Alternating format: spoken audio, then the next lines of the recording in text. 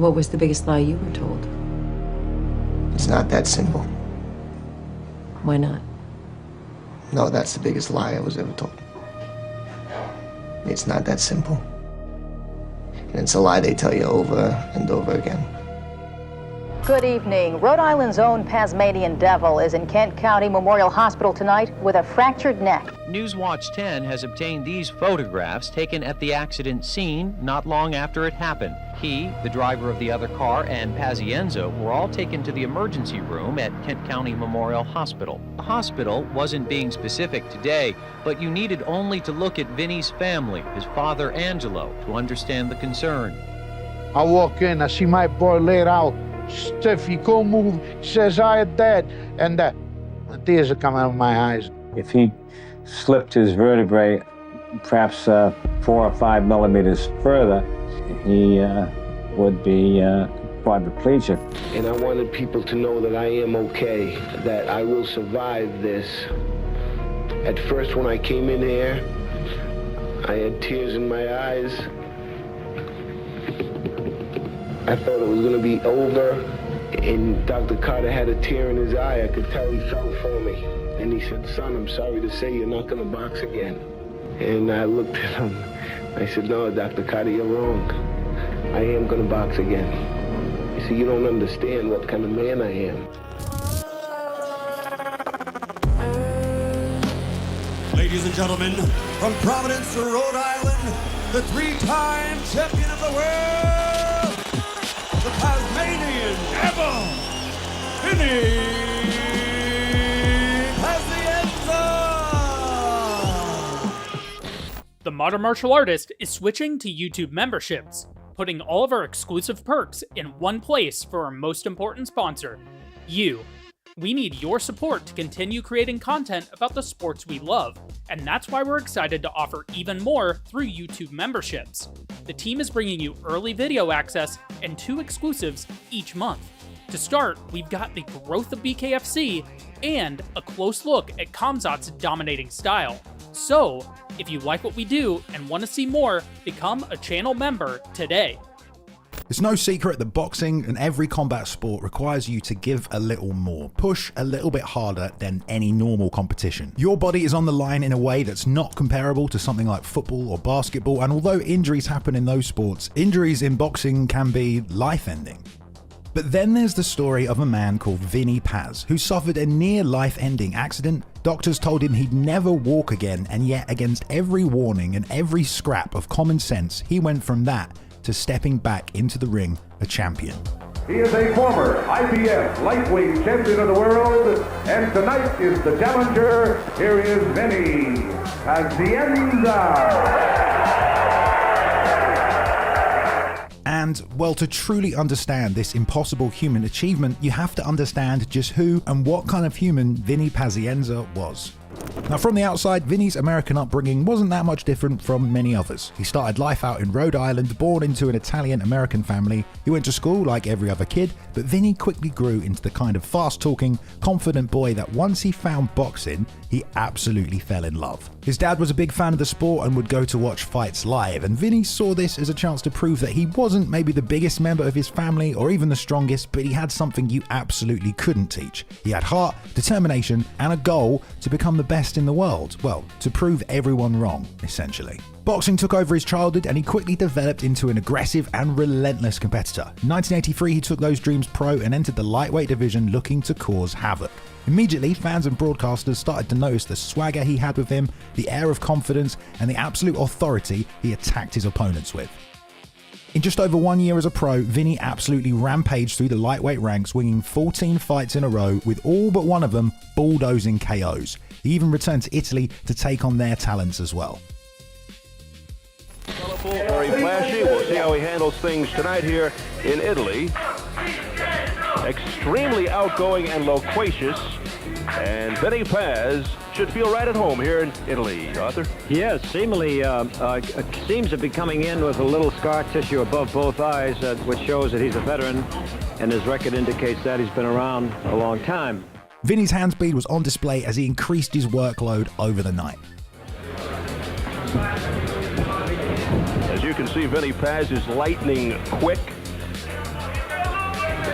seemingly looking to back Pazienza into the corner, and the quickness of Paz able to slip and slide away. He just scrambled out of trouble.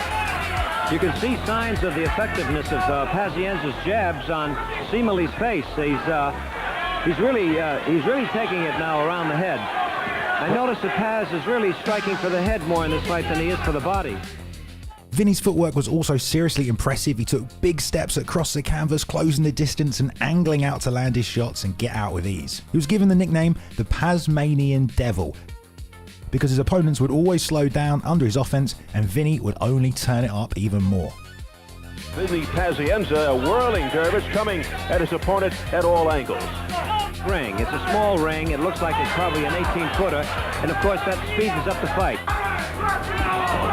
Vinny Paz goes right back at Bruno Seemely, and that is it. Yeah, that's it. That was a wise move on the part of the referee.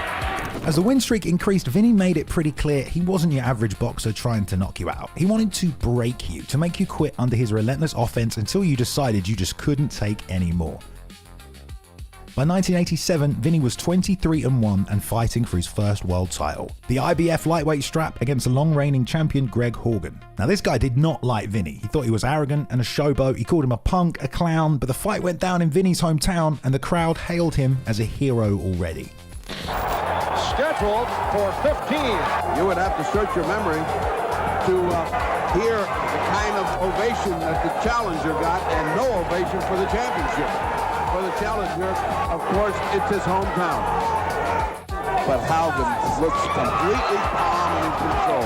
He's fighting the kind of fight he wants to fight. Like most Vinny fights, it was a war where both traded punches, but Paz never turned off the gas, keeping up the pressure all night, even with a broken nose. And Pazienza with a possible broken nose. And both men beginning to show the effects of this battle, which is... And much confidence being shown here by Vinny Pazienza, opening up with that combination a moment ago. By the 8th, Greg was starting to slow a little, but Paz only came harder.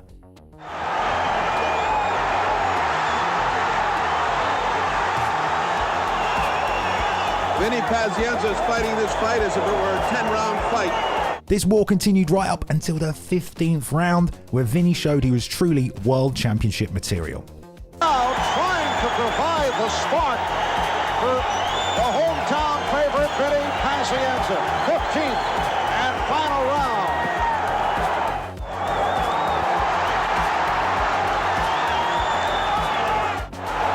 We're under a minute to go in the 15th. And this fight was just a classic Pazienza bout. Coming up on 10 seconds left in the fight. Strong finish by Pazienza. So they go the distance. Vinny had done enough to take home the decision and the IBF lightweight title. Although Greg had disagreed and called the judges all Italian, playing favourites in the rematch the following year, this time around, apparently Vinny wasn't really training like a champion, with late nights and bad habits, and now in the spotlight and not enough time in the gym. Both men would again go 15, with Greg taking home the win this time. These fights though had shown just how high level and effective Pazienza could be, that his style made for championship material, and after 2 more KO wins, he went in against Roger Mayweather for the WBC light welterweight title. Vinny was dealing with a taller opponent, but only made him more tenacious to get on the inside. A lot of strength being used so far by both guys. I don't know, I just see Mayweather doing such a great job in defense, and I do mean great. But I see Pazienza taking this round with his aggressiveness. There's no way you can call it for Mayweather. He isn't throwing anything. Vinny was absolutely relentless in his attack, but Mayweather's defense, classically, was just too good.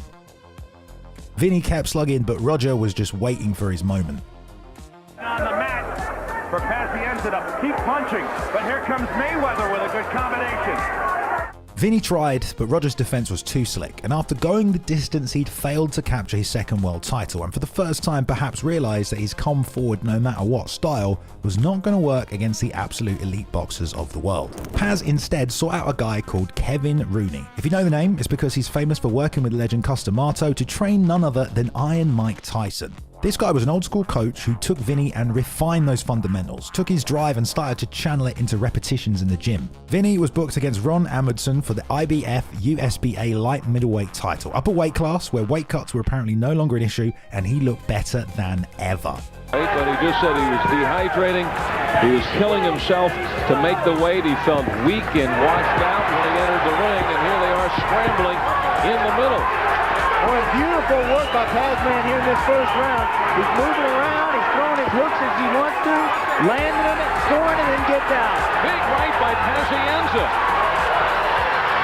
Vinny was looking for his openings, not forcing them, and he started to catch the champ. Up and looks at some of the guys that have beat Pazienza. Camacho, Garza, Mayweather, says his guys beat him by boxing and jabbing, and that happens to be Amundsen's forte. Matter of fact, the Pazmanian Devil says that it was Rooney really who's been after him for the last couple of seasons to fight at the proper weight. Fifth round action, it has been all Pazienza. Vinny was like lightning all over the ring that night, elusive and crashing forward with hellacious combos when he had his openings. Heavier weight than he's ever been in the ring. 10 is gone, 11 and 12 over the horizon. And Judge Sammartino scores it 118 to 110 for the new USBA Junior Middleweight Champion, Vinny the Pazmanian Devil Pazienza. It was a leveling up from Vinny, who still had all the grit and determination, but now was using his ring IQ and strategy to once again become a world champion. But just as Vinny had found his stride again in boxing, that soon was all to be stripped away at the hands of a sudden and extreme tragedy. Just a few months after that win, Vinny was riding as a passenger in a friend's car on his way home from a gym training session. A driver came from the opposite side, drifted across their lane, and it ended with a head-on collision. It was devastating, and the car crumpled like tin foil. It left Vinny laying there, completely paralyzed, unable to move his head, waiting for the emergency services, not knowing if he'd make it that long, but also knowing his career as a fighter had to be over. At the hospital, they told him he'd fractured 2 of his vertebrae, his C2 and C3, 2 of the most important ones, and the ones that protect your spinal cord. The doctors straight up told him, "You are incredibly lucky to even be alive, and you will probably never walk again." But of course, this was Vinny Pazienza we're talking about, a kid that grew up always feeling like the underdog and who'd taken that frustration and channeled it into his fish and the will and power to crush everyone that had stood in front of him. They attached a halo brace, which is essentially a metal frame screwed directly 2 inches deep into his skull to keep his neck completely still. Apparently every breath, movement, cough was absolute agony down his spine. He was told obviously that his boxing career was over, which pretty much meant life as he knew it was over. But while they were telling him to accept retirement, he was already planning his comeback. Vinny found it impossible to sleep, so instead he started working out. Very small steps at first, then push-ups, then curls, until one night he went down to his basement and started shadowboxing. He kept training and training as his strength returned, fortified by his absolutely insane human will, and against every warning, against every ounce of logic, Vinny was determined to return to the ring. Famously, he said, "If I listened to them, I'd be in a wheelchair right now. Instead, I listened to my heart." Impossibly, in just over 1 year after breaking his neck, Vinny Paz walked back into the ring to face a legit contender, Luis Santana, and it was thought of as an absolutely insane thing to do. But as soon as the bell rang, every doubt everyone had completely vanished in an instant. It was the most insane comeback in perhaps the history of sport. You can put the neck issue to rest. I made a great comeback. We can all talk about it. But of course, Vinny wasn't satisfied with just coming back to the ring and winning after basically being completely written off. Lucky to be even alive. He wanted to reclaim his title, the belts that were stripped away from him when he was injured. And he went toe-to-toe with former champ Brett Lally and showed he was just as durable as ever. He stopped Lally and was lined up to face Dan Sherry for the vacant IBO super middleweight title. He impossibly also defeated Dan, and that set him up with the biggest fight of his career against a living legend, Roberto Durán, for the IBC super middleweight strap. And this fight turned into an all-out war, with Hands of Stone landing early. Vinny's going to have to get a little closer during the next couple rounds. And as he does, Duran waiting for that opportunity. Inside against Paz, he's keeping his distance. Pazienza gets right back up to show Duran that it was a slip, and don't even think that you knocked me down. But all that did was light a fire under Paz, who, after everything he'd been through, unloaded his entire arsenal at Duran. Rooney changed his style.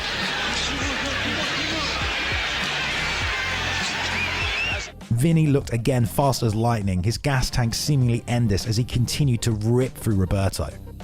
When the dust settled and it was all over, Vinny had stood toe-to-toe with a living legend. Just a year after he'd broken his neck and been written off as dead, he had achieved something absolutely impossible. Something we may never see again. He was once more a world champion. And new IBC Super Middleweight Champion, Vinny the Pazmanian Devil Pazienza!